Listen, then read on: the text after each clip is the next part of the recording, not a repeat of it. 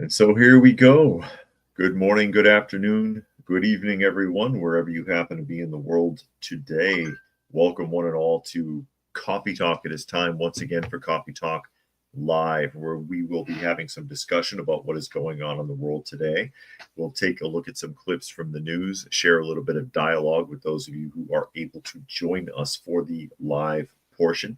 And if you happen to be listening somewhere else and you wanted to join the live portion, you can find us Monday through Friday at 2 p.m. Eastern Standard Time on YouTube, on Coffee Talk and Prepper University. That is at Coffee Talk Live and at Prepper University. You can find me on X at Coffee Talk Chat. You can find me on Rumble, Coffee Talk 2, and fistfulofradio.com, podcasting out of Atlanta. As we get ready to jump off, no felines in the room today. I don't have any cats. They're all sleeping somewhere or doing something. As I get ready to jump into the list, and I'll take a look and see who is joining us in the live chat today. I see Bob is here, Jeff, Elter, Dragon, Brian, Puck, Dan, D'Lo, and David. Dan says I'm 5x5, so I could be seen and heard clearly. At least heard clearly, I hope. Sometimes it gets a little fuzzy, but as long as I can be heard all right, that's negligible.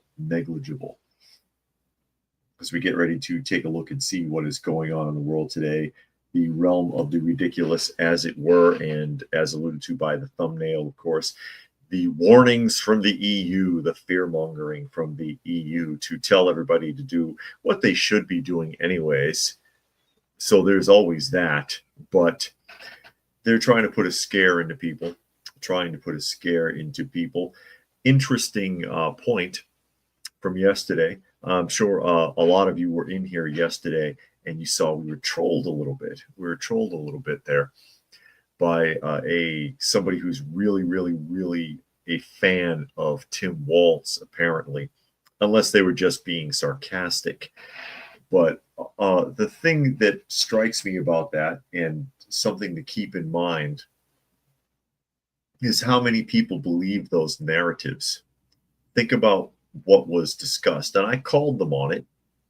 Actually, I even accused them of trolling in the video, if you recall. It's like either you're misinformed or you're trying to troll in here. But for example, that the Trump administration is trying to make it hard for poor people to be able to vote because they can't afford IDs. They can't afford identification, which is preposterous. Again, I've worked with the homeless. They have identification. They didn't even pay for it. There's programs for that. There's no way you could not have ID. But there are people, and again, it's possible this individual was trolling, just trying to stir up mess, trying to see if they could get anybody going. But there are people who believe those narratives, and you can't tell them anything. And I see Tuck has joined us, as well as Monkey. And, I just keep that in mind. I was thinking about that. I was like, it's a possibility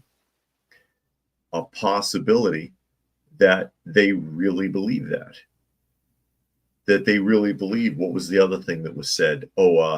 Trump and Elon are stealing all of our money. What money are they stealing from you? They're stopping the excessive spending. They're cutting back the bureaucracy so that your tax dollars are not wasted because we owe too much. The national debt is the highest in the world in the United States. Highest in the world. That's incredible.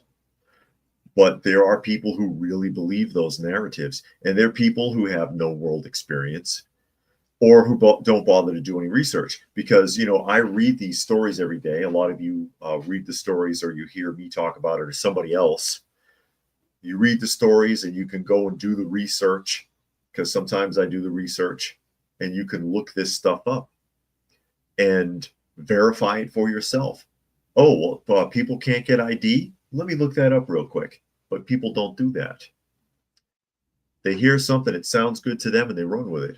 And then they believe it. And then if you try to tell them otherwise, they don't want to hear it.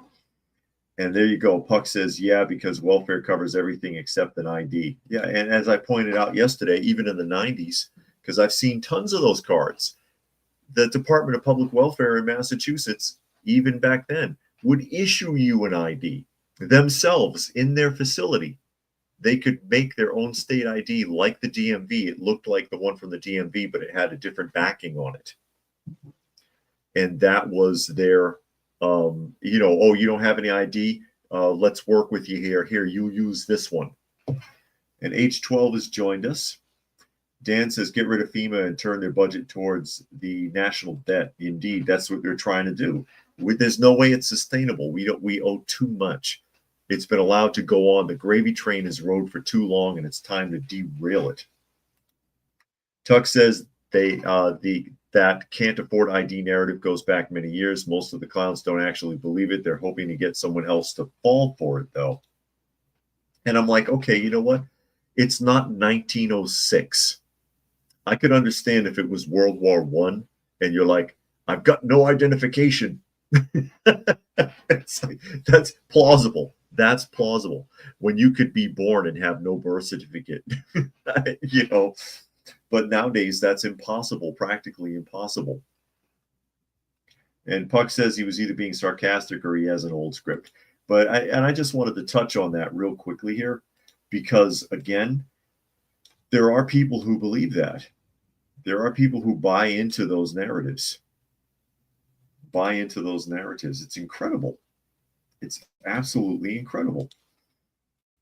As we roll in here, and we're going to jump to the European Union.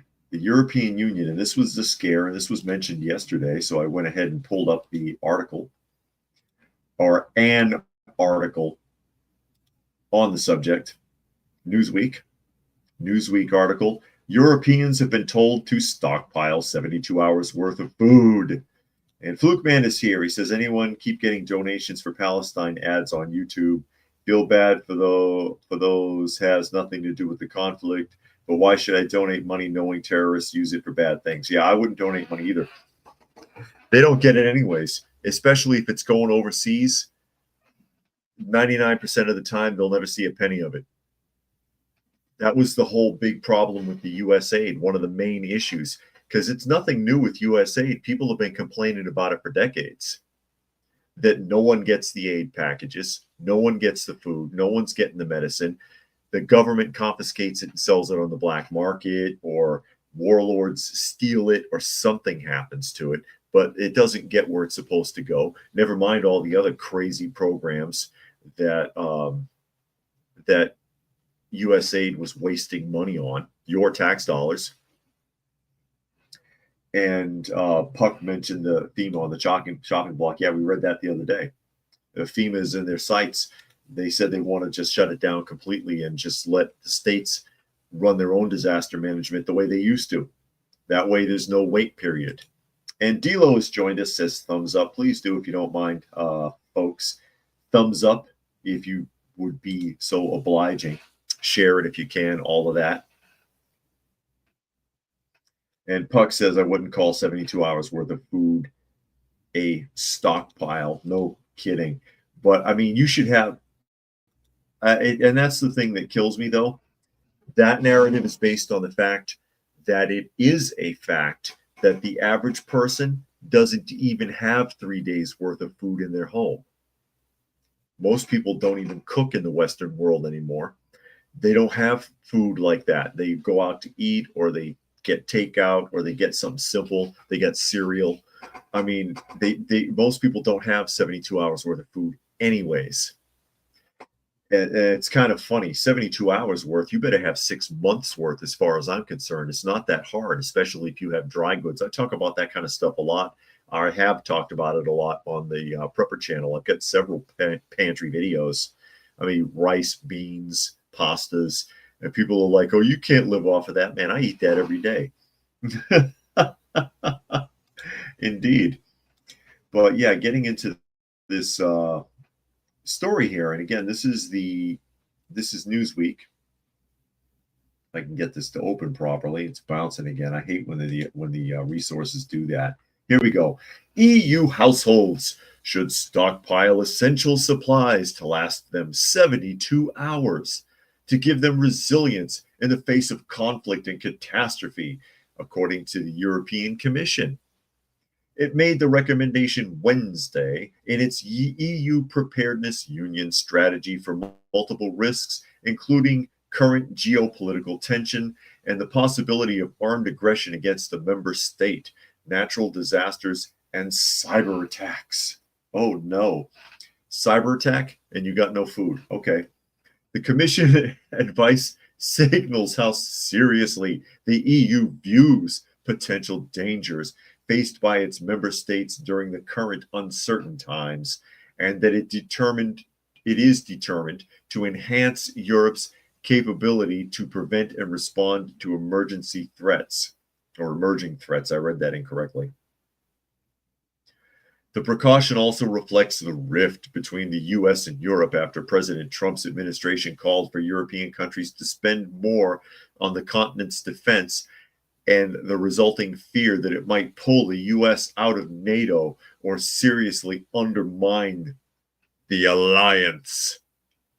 The Commission's strategy says nations should encourage the public to adopt practical measures such as maintaining essential supplies for a minimum of 72 hours for emergencies as part of its promotion of population preparedness.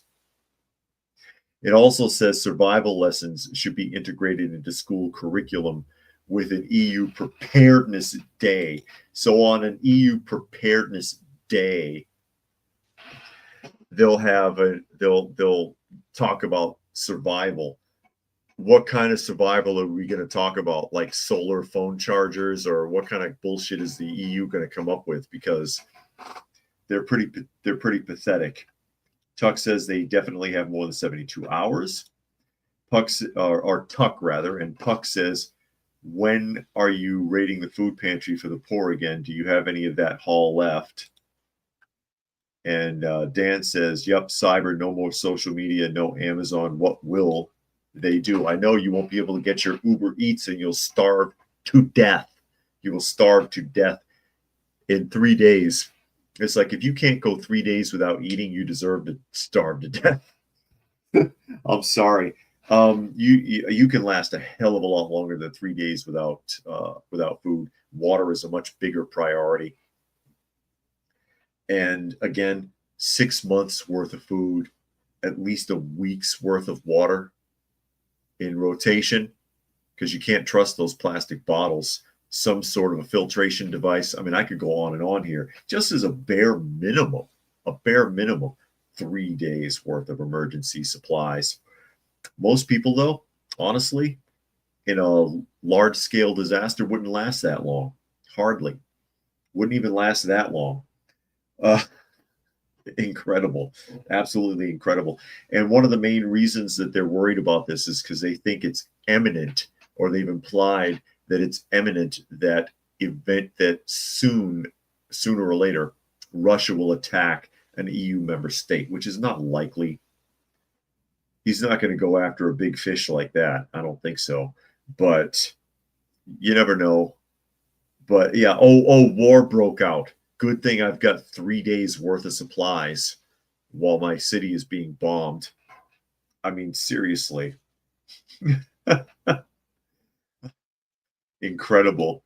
Chuck says emerging threats. What threats are just now emerging? Brian says they wouldn't want to eat anything that's not highly processed. Their stomachs wouldn't be able to take it. I saw that on a prepper video. I don't remember who the hell put the video out, but he's talking about, oh, you're going to need a few days to adjust if you have to switch to eating like beans and rice and stuff like that. And it's like, are you kidding? Half the world eats like that every day. Maybe not in the Western world where they eat everything processed and full of chemicals, but you can't handle rice. Your stomach can't take rice or lentils or beans. Just boiled beans with some spices on it. Can't take it. Oh, my stomach. Oh, my stomach. Puck says sounds like the EU is cooking up a false flag event, or they're just trying to put more likely, They want everybody to be scared, so they get behind the idea of reinforcing NATO and reinforcing sending money to the Ukraine. Go, oh God, Russia, let's all be afraid. You know what I mean? And when their politicians start dumping tax money into the Ukraine on a larger scale because the U.S. is backing out of that, then they won't cry as hard. And Raccoon has joined us. Ooh, my stomach. Yeah, that just reminded me when I said that of a story when I used to work for Kinney Systems.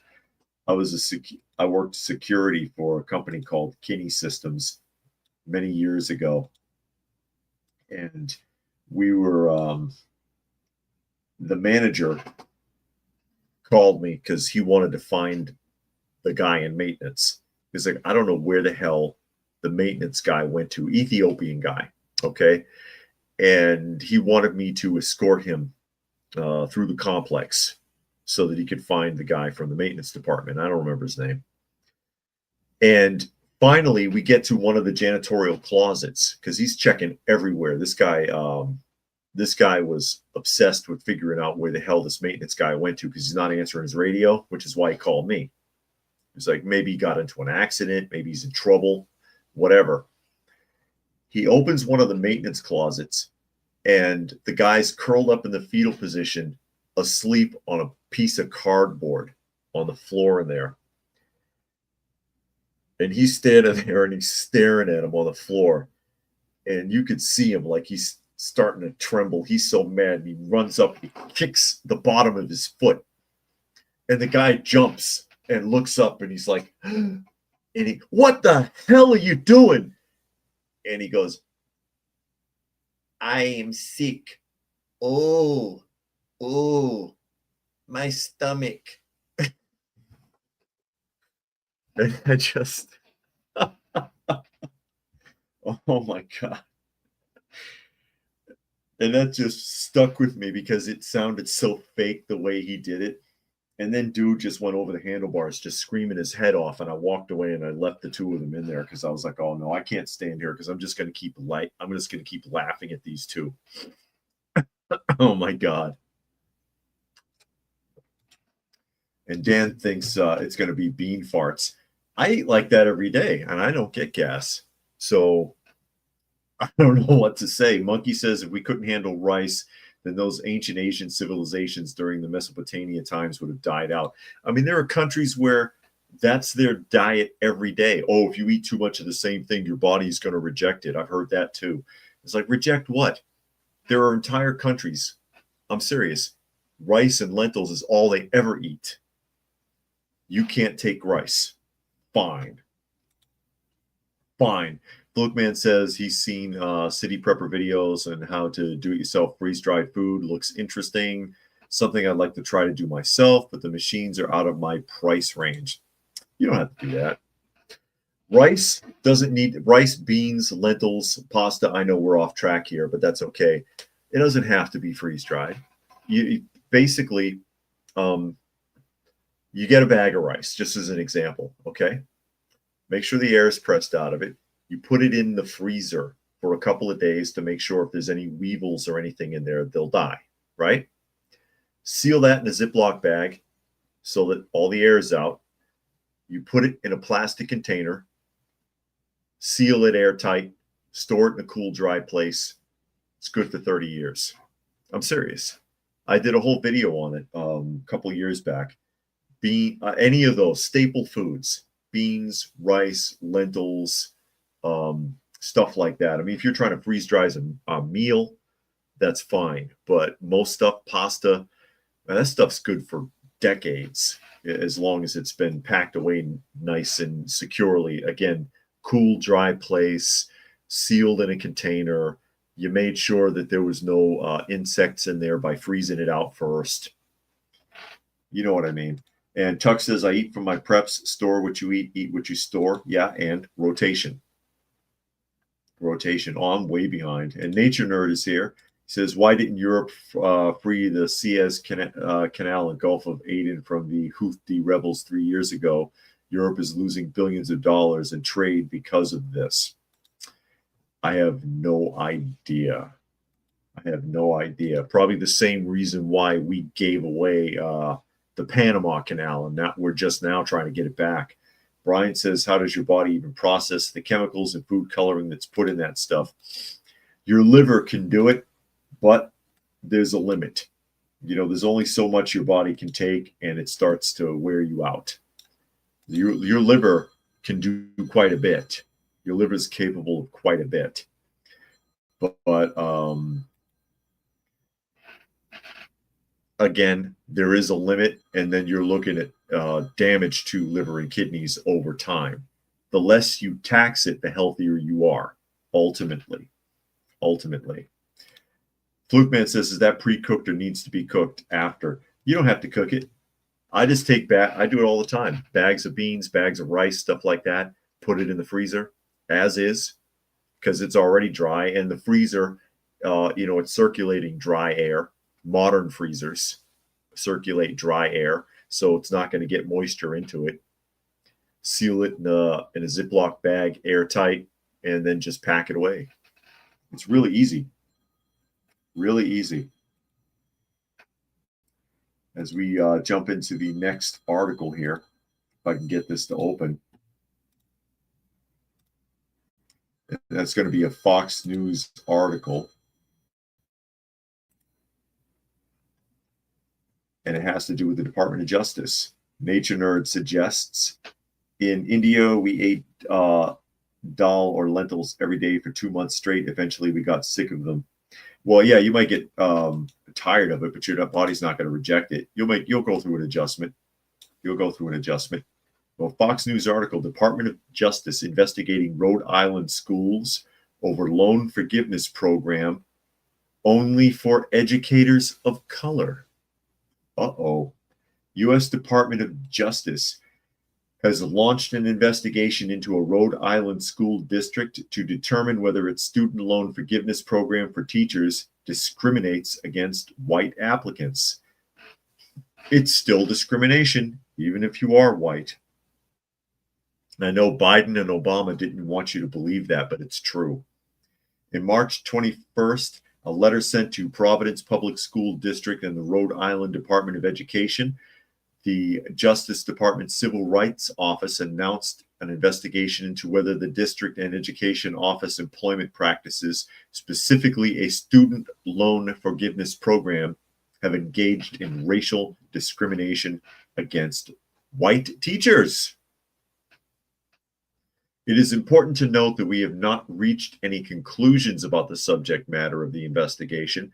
We intend to consider all relevant information, and we welcome your assistance in helping to identify what that might be, the letter states, and was first reported by the Boston Globe. The PPSD's Educator of Color Loan Forgiveness Program offers student loan forgiveness for educators of color through a grant from a nonprofit called the Rhode Island Foundation.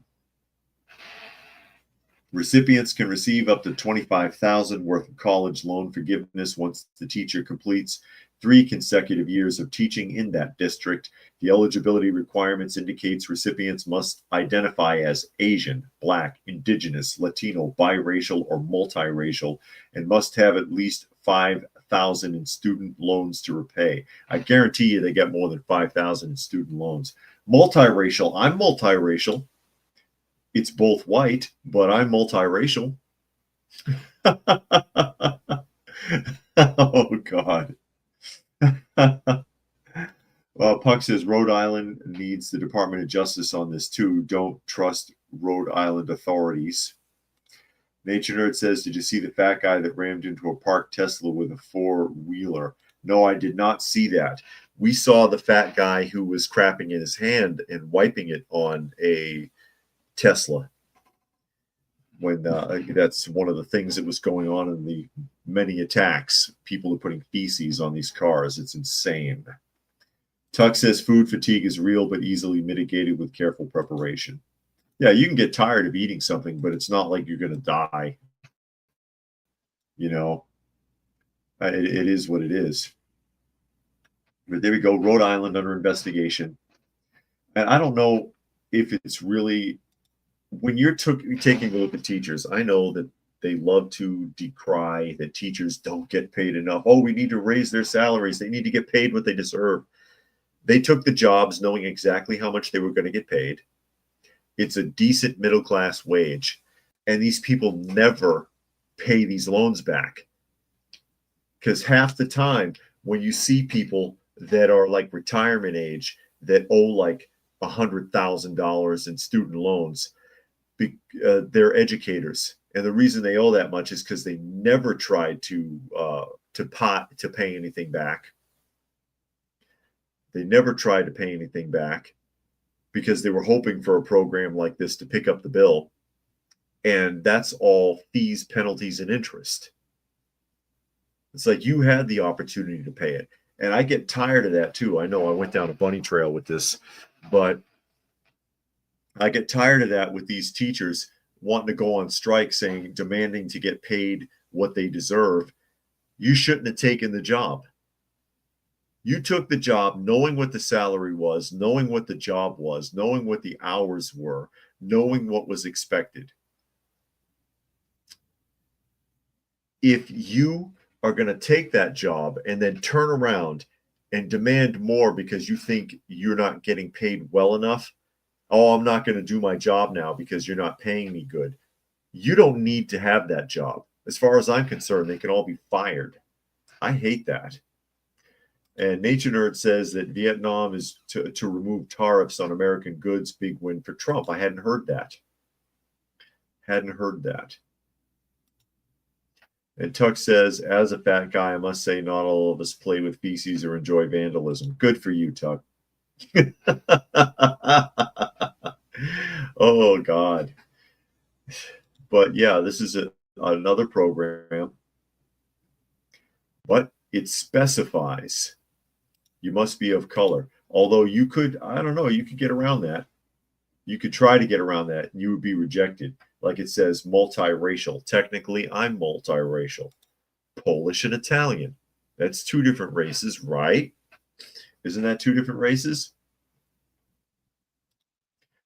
Uh, Incredible. All people says simply identify as of color, just like Caitlyn Jenner identifies as female. Tuck suggests they could have been a teacher, never gave it a thought because I truly hated schools and the public school system. I don't blame you. It's a terrible system. It is a terrible system. It doesn't work. It doesn't work at all. They're going to jump to a New York Post article here. And I'll remind everyone, and I'll bring it up again if I remember, I will not be on tomorrow. I will not be on tomorrow. New York Post. Shady $7 billion Biden climate slush fund recipient facilitated New York low-income housing sale that hiked rents and forced out residents and tenants. I tell you, everywhere they threw this climate money, something dirty happened. So here we are, New York woman who was due to get nearly $7 billion from a Biden administration climate slush fund, once forced through the sale of low-income housing complex in Westchester County, resulting in rents spiking 80% and making the cost unaffordable for many. Sadie McEwen, a Democrat donor appointed by then Governor Andrew Cuomo to the board of the State Housing Financing Agency and Energy Research and Development Authority in 2021, was ticketed to receive $6,790,000,000 from the Environmental Protection Agency for her nonprofit during former President Biden's final months in office. Holy shit.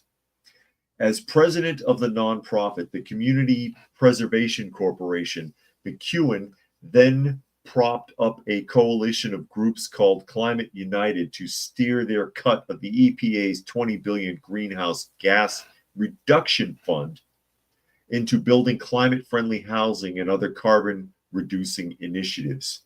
President Trump blocked the payouts after assuming office. So no money for Sadie McEwen. No money for you, Sadie. No $7 billion. $7 billion for a Democrat appointed bureaucrat. $7 billion.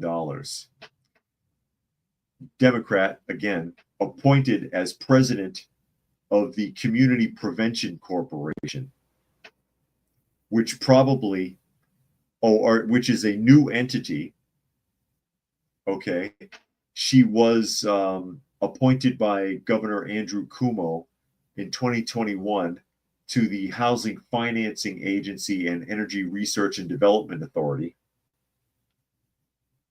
And her new nonprofit Community Preservation Corporation, which she had just propped up,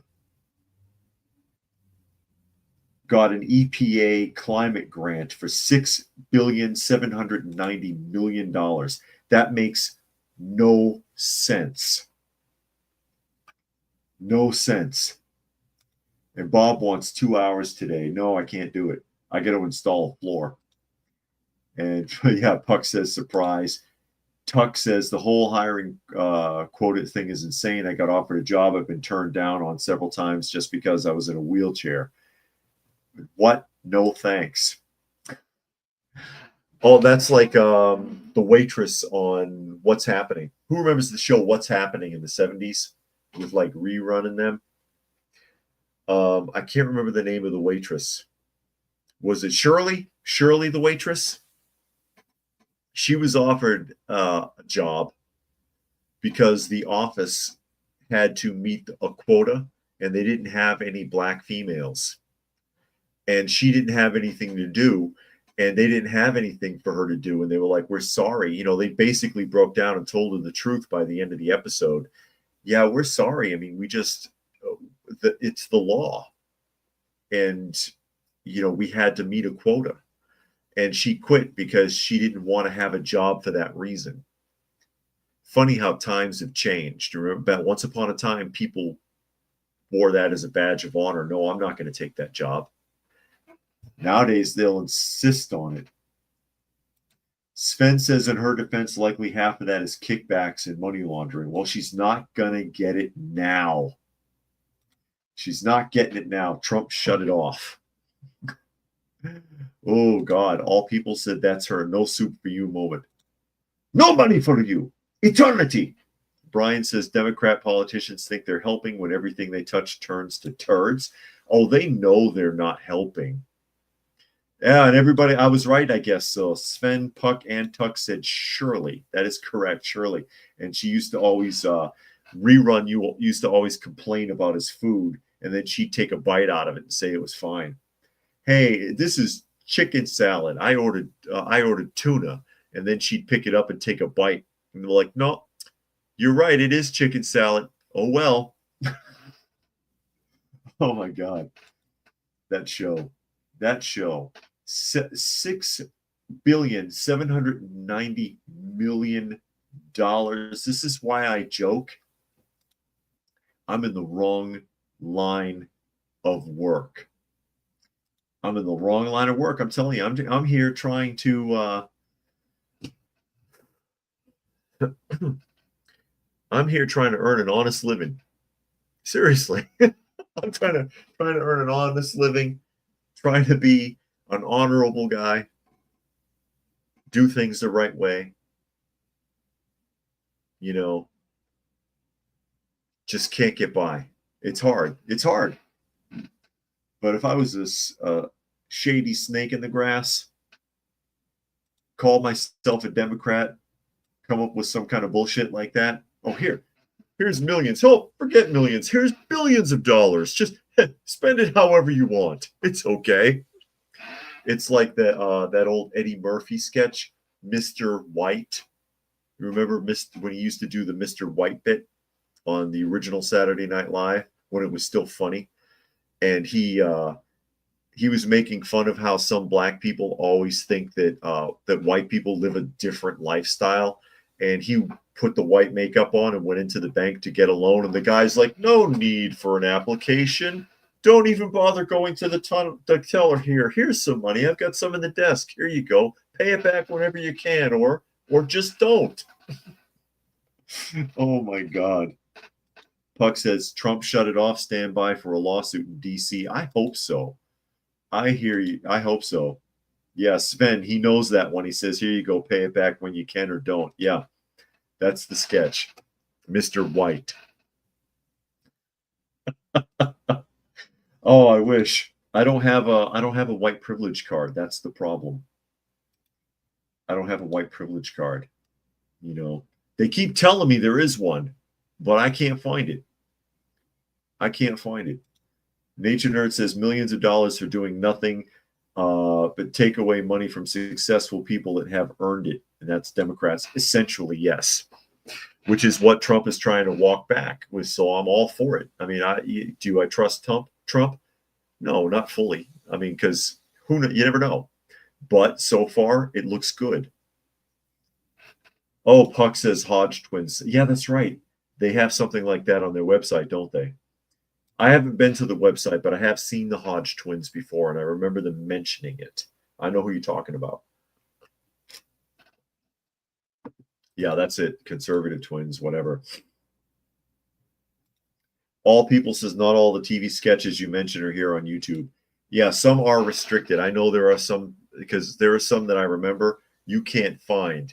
Like when John Goodman was on Saturday Night Live in the 90s, he did a ninja sketch that was actually really funny. I can't find it. Unless it's been put up recently. I've never been able to find it on YouTube where he is being a ninja. But here we go. As we're gonna jump from New York to Los Angeles for an Associated Press article. Los Angeles moves to take control of homelessness agency, citing audits that found reckless spending. Well, that would be your own state government with the reckless spending. Something like $34 billion on the homeless in the last 5 years with no paper trail. No paper trail. And you want to go after local shelters for also not having paper trails. Got it. Because government. I tell you, between California and New York and New Jersey, Los Angeles officials moved Tuesday to take control of hundreds of millions of dollars in homelessness spending, citing 2 scathing audits that found the government agency currently responsible for that money has spent it recklessly and without transparency. You've already been exposed for this. Now you want to act brand new. An audit this month found poor record keeping prevented the Los Angeles Homeless Services Authority from tracking spending and verifying whether paid for services were actually provided. They weren't. That money is gone. The authority also paid invoices late, lacked an adequate system to monitor contracts, and could not provide documentation to account for $5 million in cash advances sent to 5 service providers, according to a report in November. And again, this is minor league stuff in comparison to what the state has been doing. Again, some $33 or $34 billion is missing over 5 years. Puck said reckless spending. Some homeless white guy must have got a bowl of soup. Yeah, it's there somewhere. And Marvel Fan has joined us. The agency. Oh, hold on a second. I skipped a paragraph. On Tuesday, the LA City Council unanimously approved a motion asking staff to produce a report. Oh, okay, more bureaucracy on how Los Angeles could effectively sidestep the authority and directly contract with homeless service providers. The agency, which is jointly funded by the city and county, was formed in 1993 as a result of a lawsuit settlement addressing limited access to public funds. It coordinates and manages money that goes toward shelter, food programs, and a wide range of services for unhoused residents. There's that term again, unhoused. Call it what it is. They're homeless. It has an annual budget of $875 million. How does a shelter have an $875 million budget and doesn't get anything done? God. Because it's more laundering, because it's more shady deals and more deep pockets. The homelessness crisis is visible in downtown Los Angeles, where hundreds of people live in makeshift shanties that line entire blocks in the notorious neighborhood known as Skid Row. Tenants regularly pop up on the pavement outside City Hall. Encampments are increasingly found in suburban areas under freeway overpasses. And according to a 2024 survey, more than 75,000 people are homeless in LA County. That's it. I was sure it would be at least twice that much. At least twice that much the way Los Angeles is looking. Incredible. Absolutely credible. Incredible. And then Marvel Fan suggests that Venice Beach is the place to be homeless. And Armit says every Democrat activity is a criminal enterprise. It feels that way.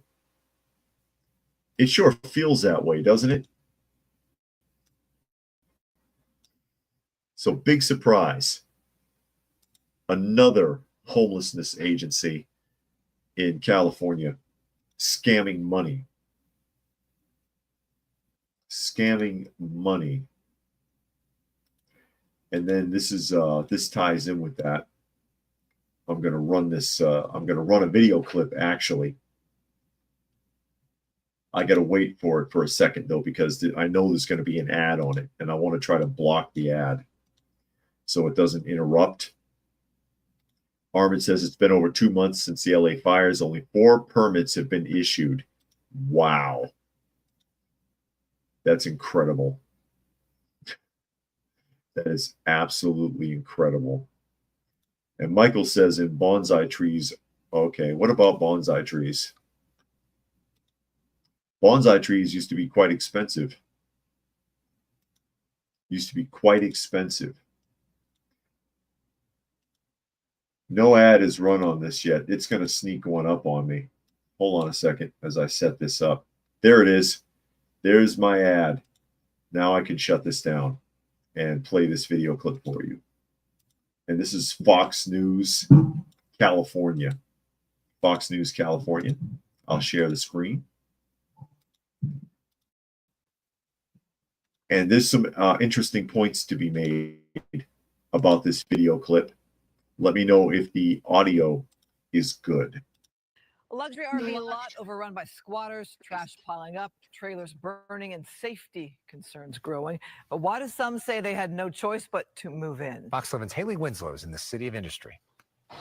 This is definitely one of the wilder homeless encampment stories we've covered. Behind me, an estimated $6.5 million worth of travel trailers that homeless are living in, and not even surveillance cameras, private security, even the law has been able to stop the constant crime and fires, including one while we're here. Fire rages out. So they went down there for a story to talk about the homeless encampment, and there's trailers burning when they showed up. I love it. This RV door. It was home to this woman who calls herself Lucifer. Residents say fires. The homeless woman who lived in there, her name is Lucifer. That's California. Are a regular occurrence at this City of Industry parking lot. The property manager, neighbors, and business owners say it's become a crime-ridden homeless encampment over the past 2 years. Homelessness keeps increasing and increasing since I've been living here. And it honestly just comes down to our politicians who are doing nothing about it. Nissan. Okay. That was an important point. His problem with it, He lives down there and he says, oh, the homelessness keeps increasing, crime keeps increasing, and politicians aren't doing about it. Do you not live there? You want other people to fix your problems, basically, is what he's saying. Employees use part of the lot for inventory overflow. They're fed up with the homeless stealing brand new car tires, even gas in the tank. At night, it's kind of scary to come over here. Every morning, like, we have cops come down, or like the sheriff's department come down, and they drive through the lot to see if anyone's doing anything, and then they just leave. But I mean, they've told us that we can't really do anything because it's abandoned. The property man. So because because the trailers are technically abandoned, the city tells the Nissan dealership, I think she said she worked for Nissan, right? That they, since they park, they're supposed to be using that lot for overflow vehicles, which are vandalized. And that there's nothing they can do. The police are helpless. Manager tells me the man who bought 130 of these brand new campers from Black Series just left them in the lot and hasn't paid rent in 2 years. So somebody bought all those trailers and parked them there. Okay. And he's operating as a landlord, basically. Puck says police are under orders not to do anything about it. Basically. Now listen to this guy. Raymond. And by the way, they call it a van lord, because this happens all the time. They buy trailers and they set them up like this, and then they charge like $200 to $500 a month for people to live in them, and they set them on fire when you don't pay your rent.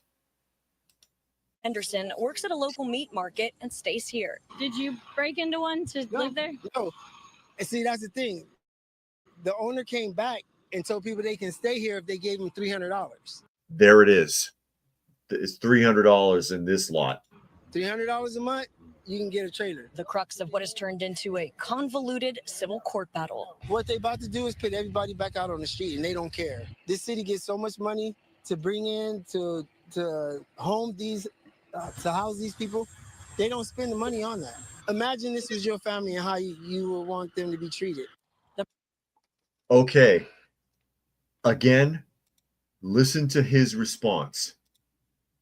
Listen to that man's response. Imagine this is your family. Is this how you would want them to be treated? How are you treating your family? You're the one living in there. And your solution is not to do better within your own community. Your solution is to get the state to do something and pay for it. Incredible. Armand says, I think Californians would handle more things themselves, but they're afraid of the government punishing them for doing that. I'm sure. Absolutely. Sven says the city can move any abandoned vehicle or trailer. The city's lying. And Nature Nerd says van lord dystopian future. Yeah, absolutely. Incredible. Absolutely incredible how that works.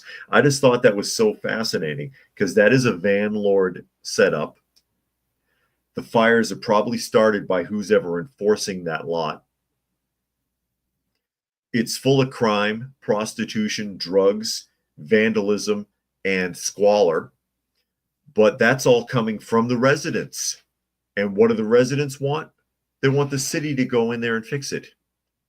Why can't you fix it? You live there.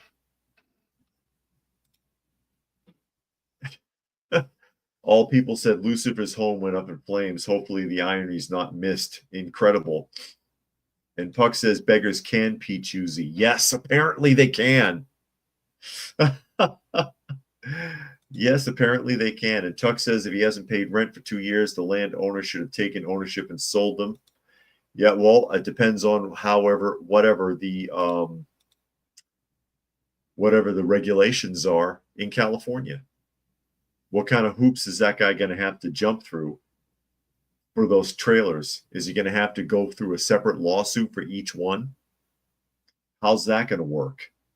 Brian says they're parasites.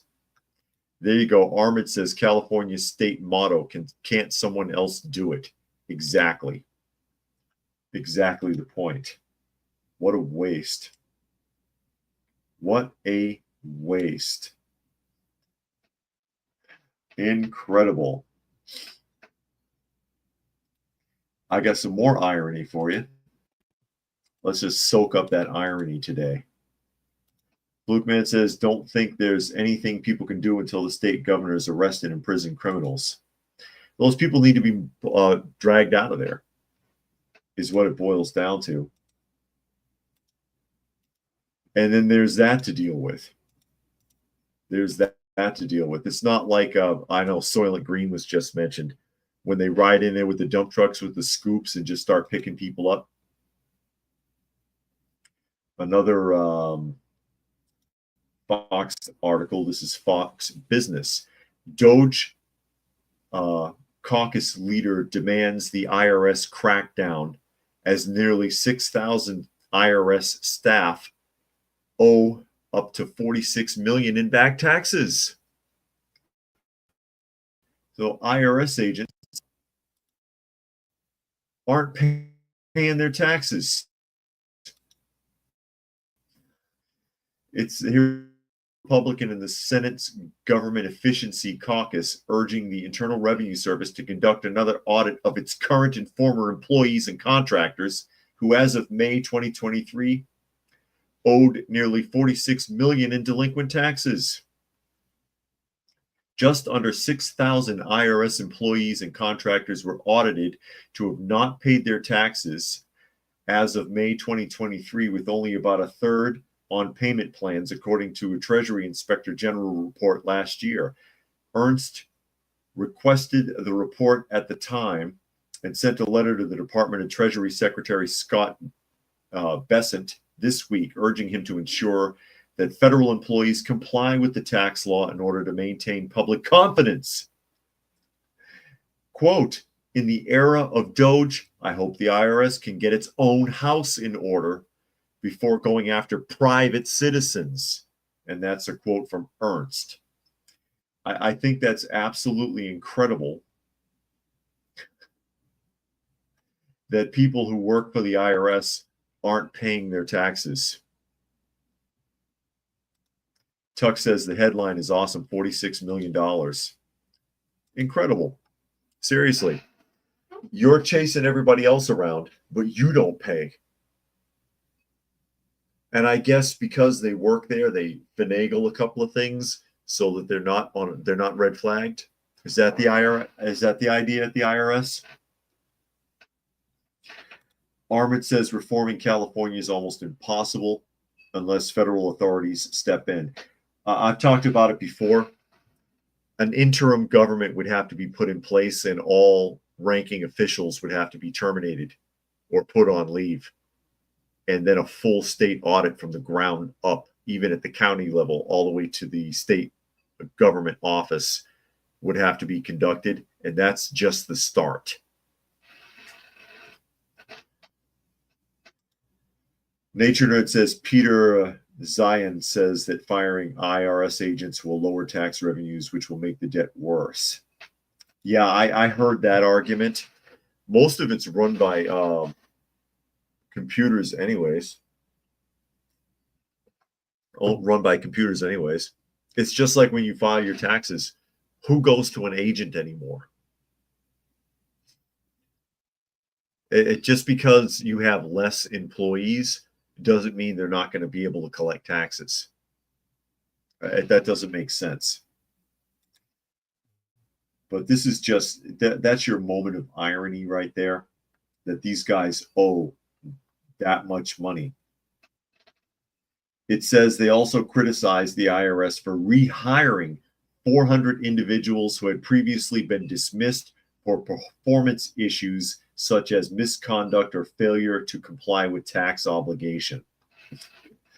The IRS also rehired an additional 300 employees who had been let go for issues like criminal misconduct, sexual misconduct, inability to perform duties, fighting, assault, and unauthorized access to tax return information. So they hired people back who had committed felonies. Oh my God. That is incredible. Hey, that's the IRS for you. People think they're a criminal organization anyways. Flukeman says pay what they owe plus fines. If they paid the same fees, penalties, and interest that we do, that 46 million would quadruple practically overnight. It would quadruple. Monkey says, I've always wondered what taxes the people working in the IRS is it themselves. Yeah, the whole operation feels shady. Those people know that they're pretty much above reproach. Nobody is looking over the IRS's shoulder at what they do until now. And I've mentioned it before, no one has really taken a deep dive into the IRS since Reagan. Michael says taxes are extortion. Exactly. No one's taken a deep dive into the IRS since Reagan. It's about time. They're dirty. They're shady. They're dishonest. In my experience, my own personal experience dealing with the IRS.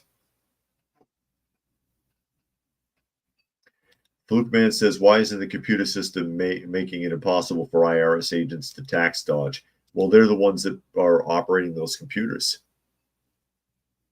So they can give themselves a stay of execution, I imagine. Tuck says unauthorized access to tax return information means they were involved in black market data selling, blackmail, stalking, etc. No kidding. Very likely. Very likely. That's what was going on. And who knows what else? Who knows what else they were up to? Again, I've had experience, firsthand experience with the IRS. I found them to be dishonest and untrustworthy. And then the fees, penalties, and interest are insane. The amount of money that they can pile on you, and there's really nothing you can do but try to get a tax attorney to negotiate on your behalf and hopefully get some of that knocked off. It's about all you can do. Armin says the number of federal laws is huge. Who hasn't broken a law at some point in his life? Yeah, probably everybody. I've talked about that before also. I did a video on it with driving. In theory, it's impossible to drive without breaking the law. And look, using even as an example, the speed laws, like on the highway. You're not supposed to exceed 70 as an example. So you can't drive faster than 70. However, if the flow of traffic is all higher than 70, you can be pulled over and ticketed for going too slow and impeding traffic. So if I drive too fast, if I drive the speed limit, or if I drive too slow, for all three reasons, I could technically be breaking the law. How do you do it right? You know, when you pull up to a stop sign, do you actually stop for 5 seconds and then make the turn or proceed? In some states, it's a little different. You know, it could be anywhere from 3 to 5 seconds from state to state. You sit there and go 1 Mississippi, 2 Mississippi, 3 Mississippi. Well, you just got pulled over. It's that easy. It's that easy. So let's go ahead and pop open that debt clock and see where we are at as we get ready here to close out. And there it is. Doge currently at $249 billion in projected savings, $249 billion in projected savings. It'll hit 250 by the end of the day, I'm sure. And that savings per taxpayer right here says $2,220. That's implying that that's how much tax would be taken from each person or used from each person if Doge wasn't walking this back. $2,220 of your money would have been wasted so far this year, roughly, per person. H12 says a friend got a ticket for going too slow in Atlanta. Indeed. But with that, we are at the top of the hour, so I will go ahead and start signing off. Again, I will not be able to come on tomorrow. But again, you are also watching and or listening to Coffee Talk, and you can find the live portion Monday through Friday at 2 p.m. Eastern Standard Time on YouTube on Coffee Talk and Prepper University. You can find me on X at Coffee Talk Chat. You can find me on fistfulofradio.com, podcasting out of Atlanta. Please do thumbs up if you don't mind. If you're new to the channel, check out some of the other videos. Whatever you can do to help out, I'd appreciate it, because YouTube really kicks the hell out of these channels.